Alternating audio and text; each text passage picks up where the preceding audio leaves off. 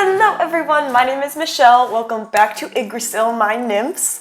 Today I am going to be talking about another industry plant, but this one is not as known about, and it's kind of scary to think about because it's like there's so many industry plants that we don't know are industry plants. People are thinking that Billie Eilish, Lady Gaga, and stuff like that, but they're like not sure. But I think we can all, after this video, come to the conclusion possibly that Clairo is a industry plant, which I would have never guessed. Make sure to give this video a thumbs up, subscribe, turn the bell on if you're feeling risky, become a member. It starts at 99 cents. You get to pick my videos, you get a shout out in every single video, and many more other perks. Thank you so much for watching this video as always. Namaste and enjoy.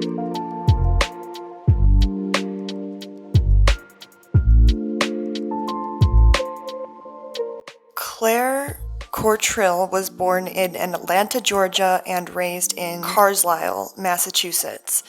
She is the daughter of marketing executive Geoff Cottrill. Clairo began recording covers at the age of 13. She often performed covers at local businesses during Blue Dry Goods. During this time, MTV contacted her to record a song that would be used as background music for one of their shows, but the song was never used.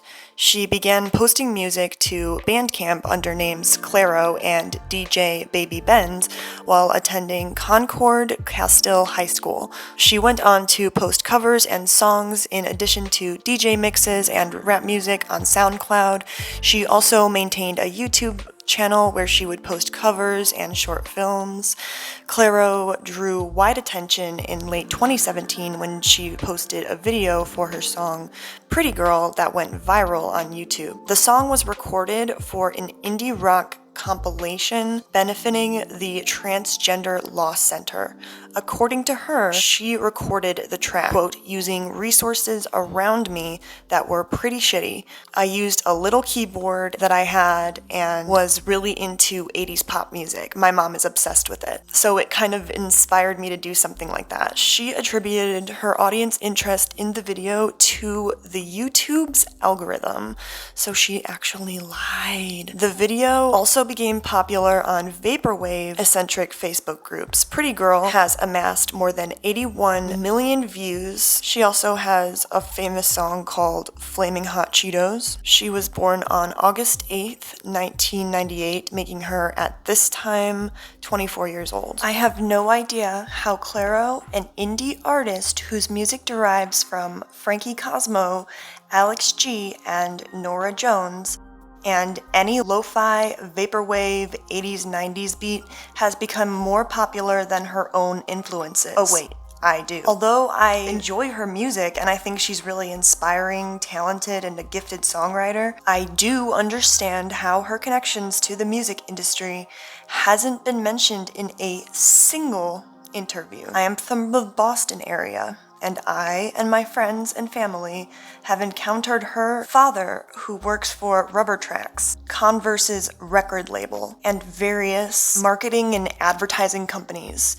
He utilizes his connections and extreme wealth to place her on the bills with artists such as Tyler, the Creator, who have taken years and years and years to develop a following. All of her write-ups, interviews, press releases, and social media, and her own responses in interviews neglect to mention that her father, who worked in the record industry for several years, has clearly had an influence on her music career. Why is this? This is possibly due to the fact that Clairo has been branded, possibly by herself, her managers, or her father, as a self-made indie artist plant. Obviously, this wouldn't be mentioned in the numerous prepaid write-ups that her father has paid for in MTV and Pitchfork. I say all of this with the sentiment that she is talented, inspiring, and hardworking as a musician, but I feel that she has deceived us as fans, that it has not been mentioned by the artist herself or any of the dozens upon dozens of interviews or press releases that an artist, or should I say, a brand, should. I do not think this discredits her art. I think this discredits the transparency between her management, herself, and her fan base. This is not meant to be offensive. I say this out of confusion towards the media.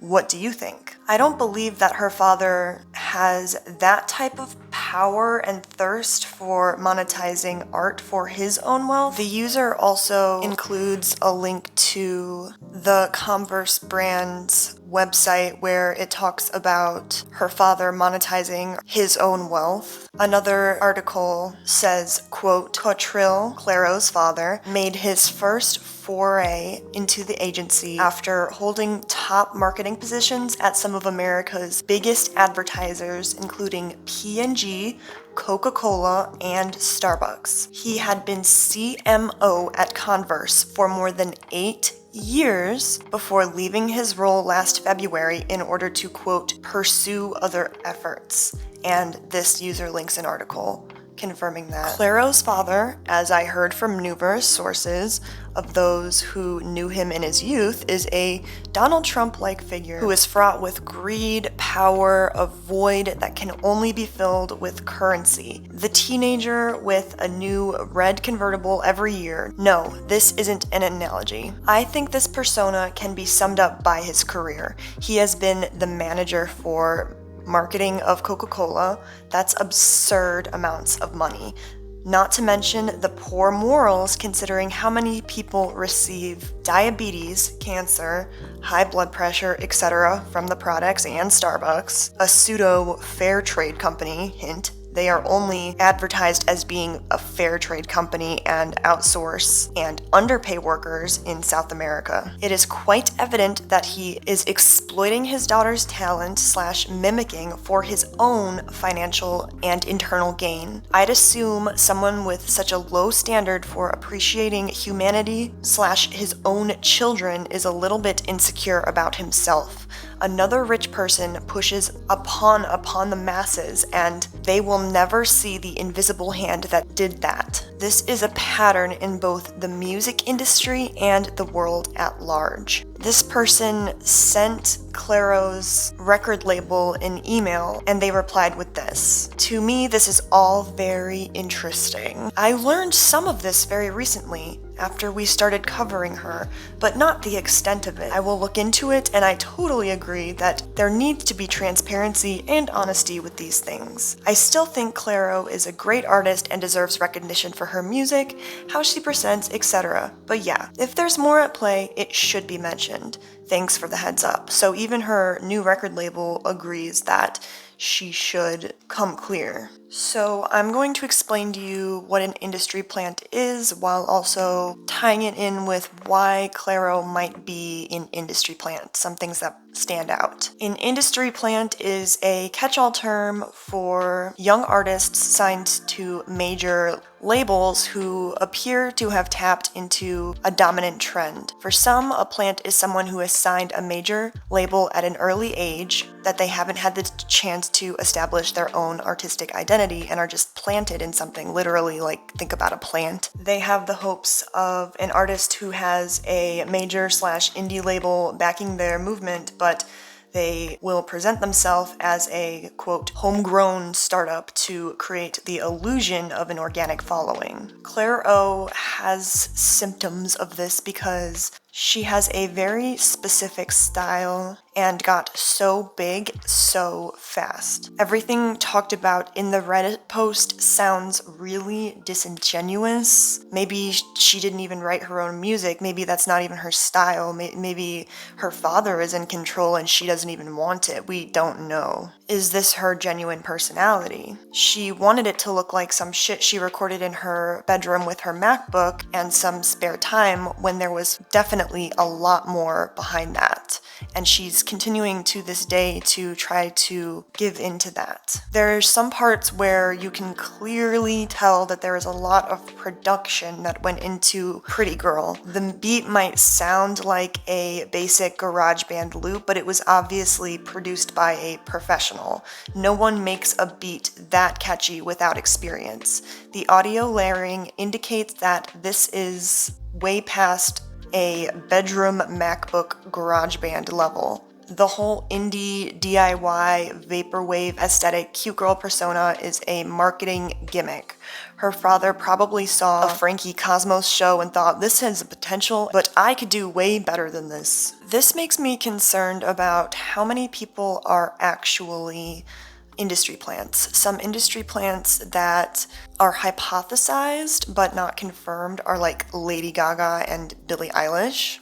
However, those ones I cannot confirm or deny. We were able to easily catch one where TikTok actually made these girls famous because Spotify has a record label and they put these 3 girls together to create a band called the Tramp Stamps. I have a whole video on it, but basically these girls who were not edgy at all were made to look all different and dolls kill punk, even though they had no idea what I'm Not Okay by My Chemical Romance was, which, if you don't know, is a very, very basic emo song that all of the emos know. And it also makes me think about the genuineness of everything, of the entire music industry, of actors and everyone's personalities. Like, there's some people that I think I know, but then you have to remember that they're a celebrity and there's millions and millions of people involved. What do you guys think? Do you think she was an industry plant? I think she was, because of the overwhelming evidence, like, and her dad. Like, come on, you guys. What was your opinion before? Do you disagree with anything? I would love to hear your opinion. Please comment, because it makes the algorithm be like, okay, I guess I will push this video. Make sure to consider becoming a member. It starts at 99 cents. You get a shout out in every single video. You get to pick my videos and many more other perks. Check out my social media, my TikTok and Instagram. I post on there every single day. Little model Michelle up in here. Thank you so much for watching this video. As always, I very much appreciate it, and goodbye.